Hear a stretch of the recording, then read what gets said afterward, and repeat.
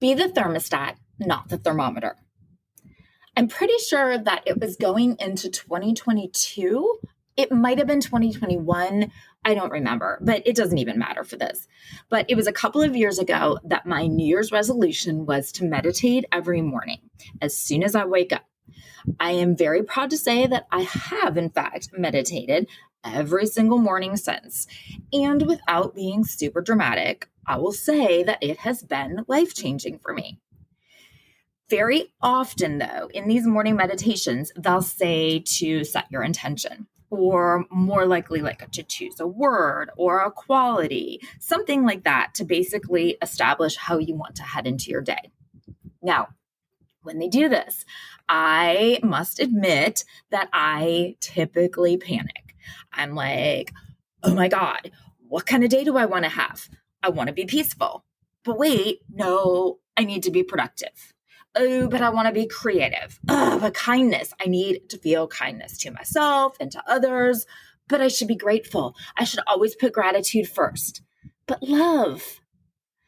And don't forget, I've typically been awake for like maybe 3 minutes at this point. So I am in no condition to be making decisions like this.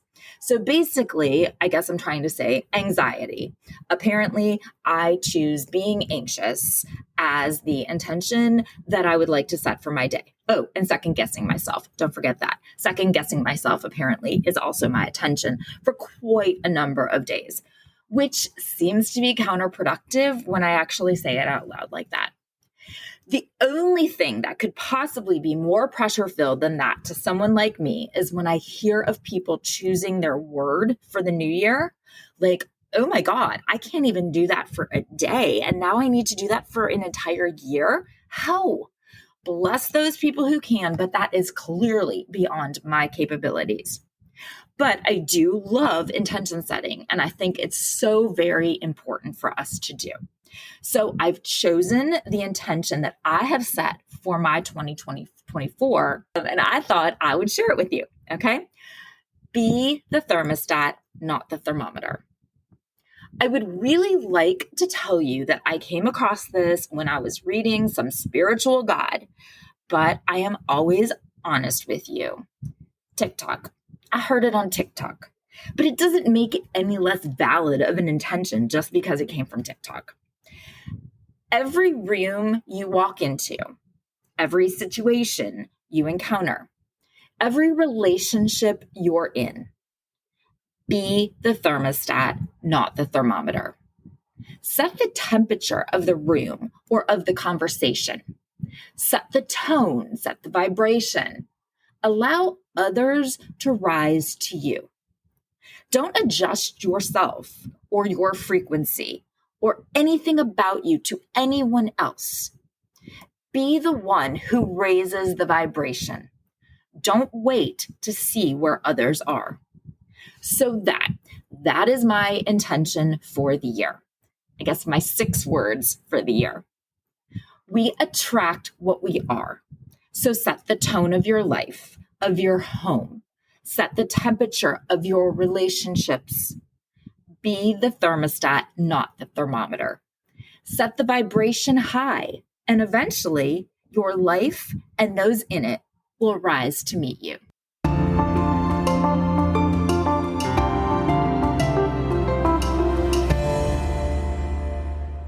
Hey guys, it's Jen. This is Reframing Me. Happy New Year! I hope that you all had wonderful holidays and that 2024 has been off to a great start for you. I'm so happy to be back doing this thing. I mean, to be honest, I am happy to be back doing all of the things. I need a routine. I need a bedtime. I need to set an alarm and pre-make a pot of coffee because I have an alarm set. I need my normal food and my normal exercise. I am just a person who needs normalcy. I need a purpose. So I am very happy to have so many purposes again. We took our Christmas decorations down last night, which is the final step of my holiday cleanse. Don't get me wrong. I love putting up the decorations and I love having them up. But when it's over to me, it is over and I want them gone. And waking up to a normal, non-decorated house is just lovely. Oh, and I have a new mic that my kids, they got me for Christmas. So you'll need to tell me if I sound better. Do I sound more professional because I have a new mic? It is quite awesome. And I feel very smart and fancy. I am also happy to report back that I did my annual cleanse and reset over the holidays, and I am ready to go. Hopefully, you were able to use our 2024 reset conversation to do the same for your goals and your intentions. If you haven't, don't panic. It is not too late. Go in and listen to the Control-Alt-Delete episode. And you know what? I'll tell you a secret. It doesn't even need to be New Year's. There is actually no rule about that. You can reset your life at any time. I did do a lot of goal setting and put in a lot of work to determine what I need to do over the next year to then work towards those goals. Like what I need to do right now to set the roots for the goals as those intentional steps, like to go in the right direction. So as part of this, I, of course, now have this very, very long list of topics that I want to cover with you, and then another separate long list of prompts that I want to use. And while this is great, it's also a bit overwhelming to me because I look at it and it's like, I'm going to talk about this one today. No, this one. No, I want to talk about this one. So really, of course, my list to help me be more focused is actually making me feel less focused. But then I'm like, no, I'm not talking about any of those things today because we need to start the new year off right. Today, I figured that a great place to start our year would be having a conversation about points or maybe reminders that will help you have a better connection with your teens, help you have better communication, have more fun with them, basically just have an overall better relationship with them. Because what better way to start the new year fresh, right? So today, we're going to have a conversation about 10 tips to make a connection with your teenagers this year. And of course, as always, we're coming at it from a communication perspective, sprinkled with a little Zen in there. Okay, so first, and these are in the order that they came into my head when I was sitting down and really thinking about it and actually making a list. I think that's actually important to tell because I don't necessarily think that any of them are more or less important than another, but I do find it interesting how the list played out and how one maybe inspired another. So anyways, I find that all to be a little bit interesting. And I think it could probably say a lot. But anyway, I can't digress already. So number one, don't take anything personally. I have said this before, and I will say it a million more times because it is so important in all aspects of our life. And it will lead to greater happiness and satisfaction in all of our relationships, but definitely when raising teens, because, everything's not about you. But truly, a key to happiness and peace is understanding that whatever happens around you, just don't take it personally. Things that your teen will do or not do, or what they say or how they say it, their emotions, their ups and their downs, the grunts and the bruhs. Don't take it personally. I understand that this is leading the list, asking for a lot out of you, and that this is so much easier said than done. But it leads the list because I truly think it is so important. In general, people's behavior is much more a reflection of them than it is of you. So don't make assumptions. This includes realizing that most things aren't actually about you. So let it go. and help them to figure out what the issue truly is. Back in the It's Not About the Socks episode, we spent a lot of time talking about how very often our behaviors or our emotions are just a metaphor for something else that's on our minds or that's going on in our lives. I know that I am totally guilty of this, 100%. I snap at my kids because they left their stuff on the counter. I'm not mad at them for leaving their stuff out. I am exhausted from a busy day where I feel like I do a million things, yet I barely ever get anything accomplished. And I feel like I'm responsible for everything and everybody. And now it's like 8:45 and I still have a laundry list of things to do. And there is a very solid chance that laundry is actually on that list. But I'm tired and I feel unappreciated and I want to sit down and I want to relax. So I snap at them. Despite the fact that maybe there are like 3 things out. It's not a big deal. I know it's not. I know that those few things don't make a bit of difference. It's that I feel tired and overwhelmed and unappreciated and bloated. I always feel bloated anymore.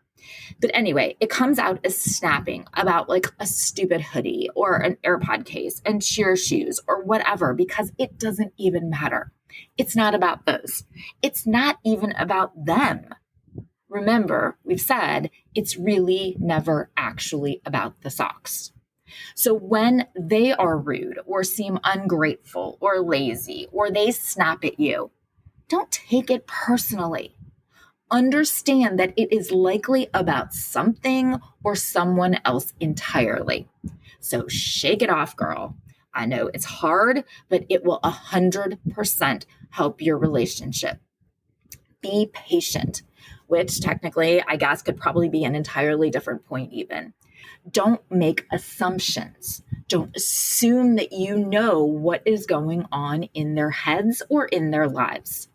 If you're patient with them and understanding of them, you can figure it out together rather than just assuming that they're lazy or entitled or rude or disrespectful.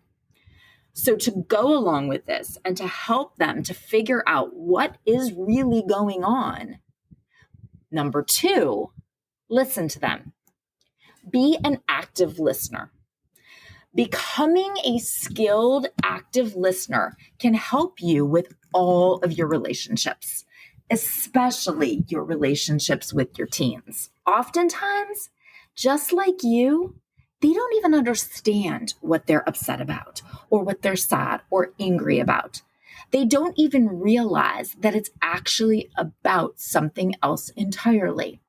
And if you can listen to them and realize what the actual issue is, your relationship with them will be much better. Now, we throw the terms, we've said this before, we throw the terms listening and hearing around as if they are the same, but they're not. Hearing is only the physiological processing of the sounds. Listening, though, listening means paying attention to and hearing it with thoughtful attention and giving it consideration. Active listening, it makes you engage. It's a way of listening and responding to the other person in a way that improves your understanding of them. This is how you want to listen, especially if you're trying to understand the person or if you're looking for a solution. When you are active, you're curious. You're trying to figure out what is actually going on. You want to help. So be curious. You need to have a genuine interest in understanding them and a true desire to understand what is going on. You need to be more interested in listening to actually hear what they are saying rather than only listening to formulate your response. Listen to understand, not just respond. So often we listen to other people only with the goal of responding to them, telling them our perspective or our opinion or solving their issue. But then we're only hearing what they say and putting the activity into formulating our response instead. So to actively listen, we should be doing so with a genuine curiosity to understand what they're saying. Number 3, take an interest in them and in what they are interested in. Ask questions. This is another time that the active listening is important. You cannot expect them to be interested in what you want them to be interested in or what you are interested in if you're not interested in what they are interested in. My God, that was a lot of words, a lot of interesteds, right? But you can't expect them to just naturally have the same interests as you. Some things, yes, are going to be organic, but others, this is when you're going to need to make an effort. I know I often hear from moms that say that they're looking to connect with their teens, but especially with their sons, because just organically, we oftentimes have some things in common with our daughters, like makeup or clothes or getting our nails done or whatever. I mean, obviously not always. But there's often typically more overlap in interests than with our teenage sons. But regardless of sons or daughters, we need to make more of an effort, whether it's their video games or their types of movies or their TV shows that they like, or music or sports. Sending them reels and TikToks that are relevant to what they like, I have found it's a super easy way to interact with them just casually throughout the day. I mean, at this point in time, I would say that my algorithms are like 95% football and cute animals. And while I do enjoy football and cute animals, it's really mostly because I send my daughter cute animal videos, and so she sends them to me too. And I send my boys football memes and videos, and they send them to me too. Do I enjoy them all? Totally. Would it be 95% of what I see on socials if not for them? Probably absolutely not. But they are interested in them, and so I'm interested in them. Even if it's something that you don't know much about, learn. I'm going to be honest. Since the Smurf game for my Atari, I have slightly less than 0 interest in video games. I am very bad at them. I play Mario Kart with my family and they end up ranked like 1, 2, 3, and 4. And I'm like 10 or 11 behind like Donkey Kong and Cat Peach or whoever else no one wanted to use. I remember there was this car. Do you guys, any of you remember that car soccer game? Oh my gosh, what was it called? I don't remember, but it doesn't matter. You were like you were a car, like you were a physical car, not like in a car. You were a car and like you guys were in a cage and you were playing soccer. It was bizarre, but somehow I would always end up upside down and on the roof of the cage the whole time. I couldn't even play the game. And, Jesus, right back in those early Minecraft years, I tried. Anyway, I topped out with my gaming skills swinging on that spider web across Gargamel's castle. At least that's how I remember the Epic Smurf game. I don't know if that actually was how it was, but that's how I remember it. Now, my kids, especially my middle, they love games. He loves games. So if I tried to play, I have tried to play with them over the years, but once they outgrew dealing with my ineptitude, instead I watch and I ask questions and he tells me all about them because he now knows that I love to ask about them. Do I love to ask about them? No.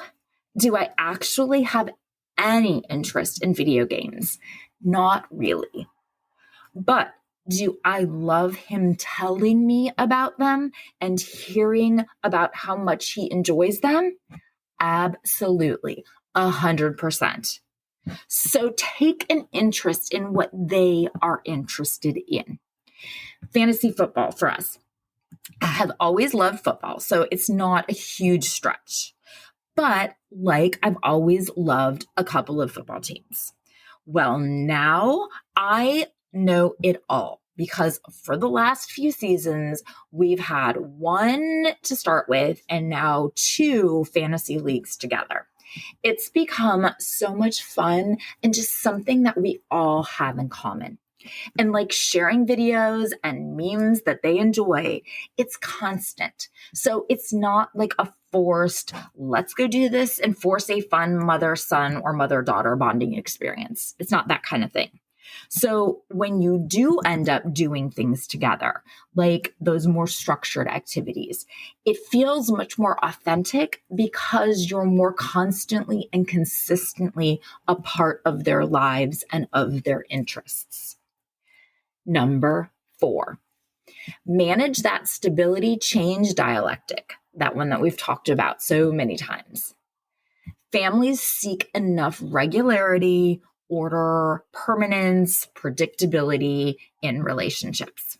We like to know what to expect. It makes us comfortable. But some flexibility is necessary over time. So the change side of it is the tendency for family systems to reorganize themselves and adapt to new patterns of communication and new relationships, and to adapt in response to the growth and the development within the family. You may remember that relational dialectics, they're two things that on the surface, they look like they're polar opposites, but we need to maintain some degree of each to keep that delicate balance between the two and keep our family systems fully functioning. As parents, our kids are constantly changing. So our families are constantly changing. And so we have to be open to that change. We have to be open to growth and to evolution. We need to be adaptable. However, we also need to keep our families stable and consistent because we know that people like stability and consistency, especially teenagers. Yes, the ones who act like your traditions or your rituals or your activities are so stupid and so boring because they're not a baby anymore. Yes, those are the teenagers I'm talking about. Their lives and their emotions and their bodies and their friendships and their everythings are different from minute to minute, it seems, at least to them. So they need you to provide some type of consistency for them, some things that they can predict, even if they do seem resistant to it. And so we're constantly trying to have this balance of being stable enough for that consistency and that certainty, but still having enough change for that adaptability and that growth. And so that's really the line that we walk as parents. We need to provide enough of that stability and consistency and tradition. However, we have to realize that no, they're not babies anymore. And so we have to give them some room for flexibility and change. So we're constantly navigating the balance between the two. But if you can find that balance, you can have a much better connection with them. Number 5, validate them. Validate their feelings and their ideas. When we validate their feelings, we demonstrate empathy and we encourage them to open up even further. So don't interrupt them or don't dismiss their thoughts or their feelings. Those are surefire ways to discourage them from sharing with you in the future. And don't judge them. Teens often hesitate to confide in parents because they feel that they're going to be judged or criticized. So if you can create an environment where they feel comfortable talking openly, you will adopt a more non-judgmental approach. Acknowledge their perspectives, even if they differ from your own, and avoid jumping to conclusions or imposing your beliefs. But if we can foster non-judgmental communication, we encourage them to express themselves honestly and without any type of fear of negative repercussions. Yes, in your head, you are free to cringe away. When you are alone, you can let your shock show. But when they are talking to you, don't judge them. Don't roll your eyes. Even in your head, don't roll your eyes. And don't feel the need to contribute or to make their ideas or make their situation better. Be open to their thoughts and their opinions. And do not get so hung up on being right. I know we always think we know best. And most of the time, of course, we do. But oftentimes, with any relationship, and definitely with our teens, you need to think, do I want to be right or do I want to be happy? Because oftentimes, you can't have both. Number 6, show trust in them and start to treat them as more of an equal. I know that for many parents, this is a really difficult one. You've been their parent. You're the adult. They're the child. You're in charge and make the rules. You make the decisions and then they follow. But as they've gotten to be teens, they don't do so as much, right? They talk back. They don't listen. Even in our eyes, they might look disrespectful. They break your rules. Now, this is another decision like the do I want to be right or do I want to be happy decision.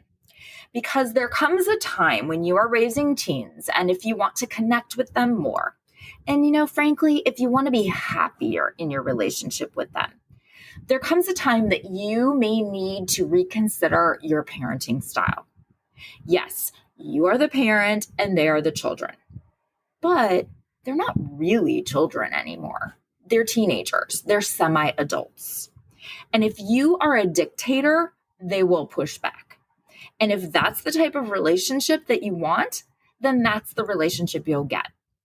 But if you want more of a connection, then recognize them as the semi-adults that they are and let your relationship move from the vertical relationship that you had to more of a horizontal relationship, more of an egalitarian relationship.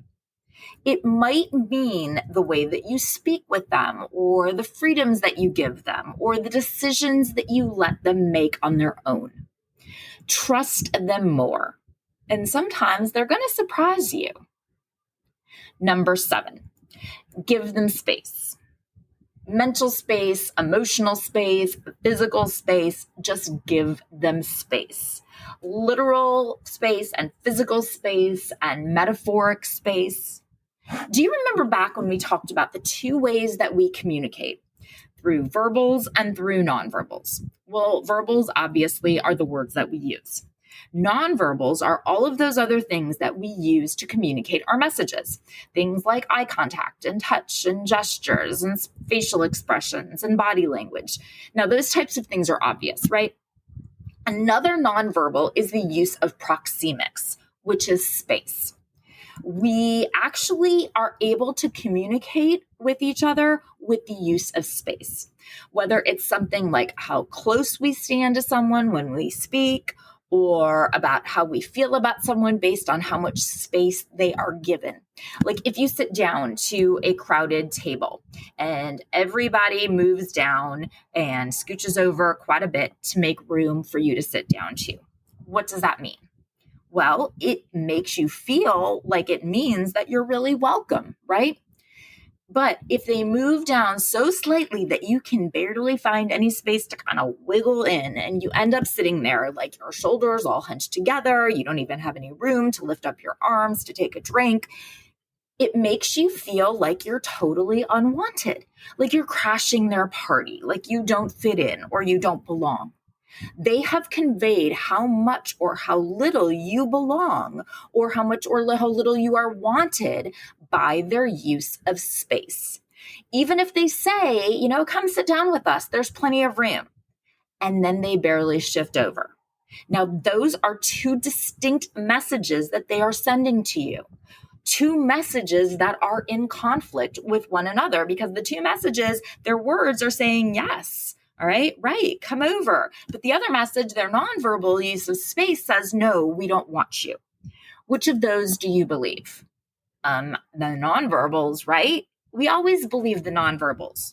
Why? Because verbals are a lot easier to fake. And we all know that. And we all believe that the real emotions come out through the nonverbals.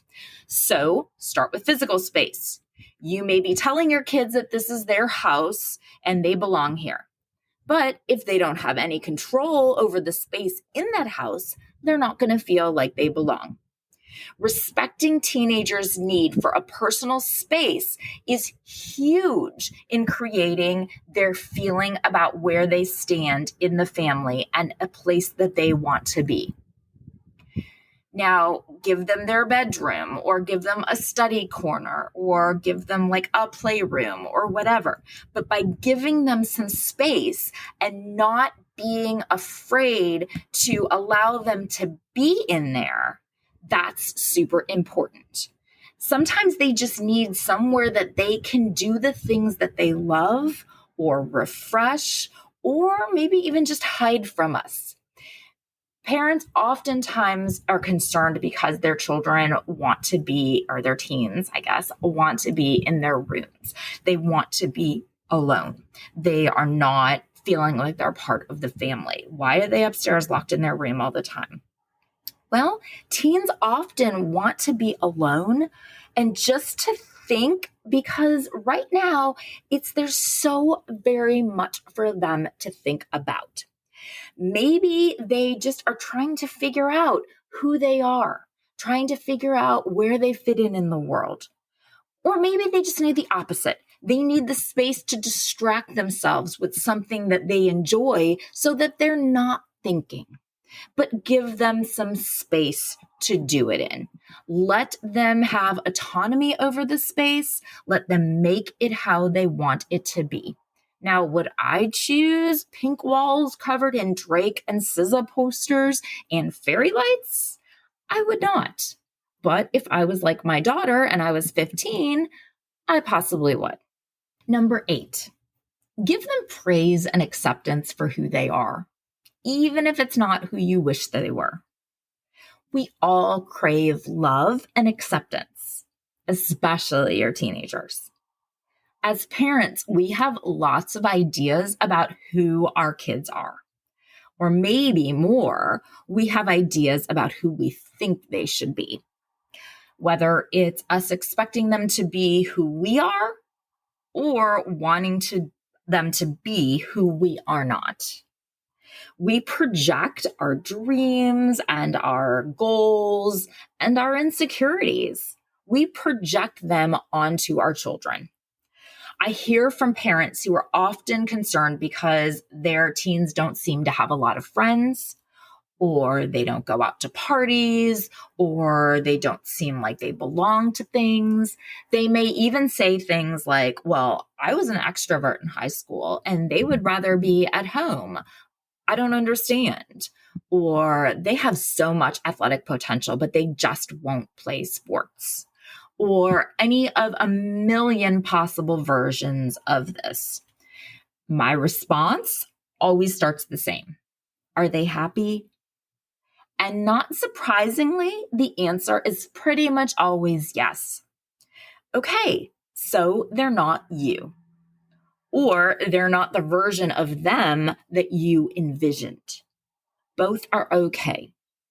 Maybe they're a theater kid and not an athlete, or a homebody and not a party kid, or a Democrat and not a Republican, or bi and not straight. Or maybe they're vegan, or they're dating someone you never envisioned them with, or whatever way that they seem to be different or into different things than you expected. Keep in mind a couple of things. First, this is their story. It's their journey. It's not yours. We all see the world from our perspective, and no matter how open-minded we think we are, we tend to believe that our way is the way. It is not. Period. No matter how set in our beliefs and our ideas we are, there are multiple paths. And this is the one that they are on. And they want you to accept it. And if you want to have a connection with them, you need to accept it. However, you should also keep in mind that just because this is the path they are on now, that doesn't mean that that path won't change at some point. Teenagers are desperate to figure out who they are, how they fit in this world. They are trying on different versions of themselves, and that is completely normal. It is what they are supposed to be doing. And really, it is one of the reasons that they need that space that I just told you that you need to give them. They need your acceptance without judgment. So accept them for who they are, and your relationship will be so much stronger. Number 9, and really the perfect follow-up to number 8, and probably why I thought of it immediately after when I was coming up with this list. Be chill. And I don't mean that in a bratty, chill out, mom. I don't mean it that kind of way. I mean it more in a practice the pause and chill way. I like that. Practice the pause and chill. Just realize that your life and your relationships will be a lot better if you don't make a big deal out of it. Of course, there are actual big deals, but not as many big deals as most of us feel like there are. But if you actually zoomed out and could see life from a wider perspective, most things are not nearly as big of a deal as we make them out to be. Practice the pause. Stay calm. Pick your battles. Is this the hill that you want to die on? If so, great. Go for it. Maybe it is actually one of those big deals. But if not, then just let it go. Practice the pause. One of my very favorite concepts, and one that I can never remind myself enough. It's my favorite because it's literally life-changing and relationship-changing. When you can practice the pause and decide, is this really that big of a deal? And chill, it makes everything better. And number 10, raise your vibration. I have held woo-woo Jen back as long as I could today. I have deferred to scholarly Dr. Jen for 9 of these points. But you know that woo-woo Jen was going to make an appearance, right? Just like I know that practicing the pause is life-changing, I also know that the law of attraction and the law of resonance, they are absolutely life-changing too. We don't attract what we want in life or the relationships that we want in life. We don't even attract what we love, but we do attract what we are. So set the tone of your home. Set the temperature of your relationships. Be the thermostat, not the thermometer. We've all heard that silly old weird saying, right? If mom's not happy, no one is happy. We'll set the vibration high, and eventually they'll rise to meet you. No, it may not happen immediately, but it will happen if you can stick it out. Thank you so much for being here and spending this time with me today. I know how valuable your time is, and I am so grateful that you spent it here. If you've enjoyed the show, please share it with your friends. And please take a second to rate it. Maybe even review it if you like it, because apparently that's how the algorithms work and how we can get more attention to our lovely little community here. And also, so someone rated me a 4 instead of a 5, which of course they certainly had the right to do. But that one little 4 pulled me down to a 4.9 rating. And I think that you all know me well enough to know that this is unreasonably eating away at me. Please follow the show so that you don't miss out on any new content. I told you at the beginning that I have been brainstorming and I have so many great conversations for us on the horizon. You definitely don't want to miss out. Follow me and reach out to me on socials, on Instagram and on TikTok, which I promise in 2024, I will use and grow my TikTok. So you don't want to miss out on that. But I am Reframing Me. And on Facebook, it's Reframing Me. And please join the Facebook group, Reframing Me, the podcast community. That is another of my goals for 2024. That group is going to become the active and supportive community of women that I know it has the potential to be. Thanks again for coming along with me on this journey. And until next time, be well, communicate, and be the thermostat.